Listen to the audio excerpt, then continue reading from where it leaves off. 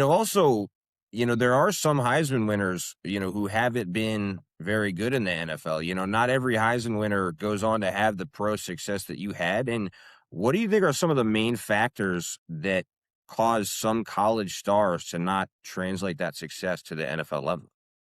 Well, most of those guys who weren't successful, we're going to say, are guys who had great college careers doing what they did. And then when they got to the NFL, they were asked to do a totally different offense than what they had done before.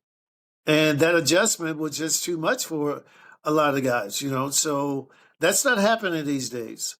Now, what they do, and the reason why they're starting these guys so early is because they're basically taking the offense that these guys had before and running that offense now. It's definitely the play calling and all that stuff. So, I got a good friend, Marcus Allen, who always says the Heisman Trophy is not a future predictor of NFL success. And there's a lot of truth to that, right? But I think these guys were being put in a really tough situation.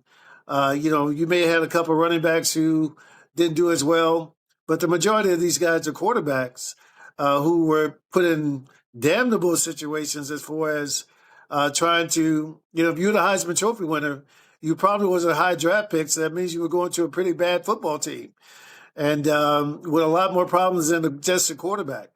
And, so I think things happen, but, all these guys are doing great now and doing incredible things.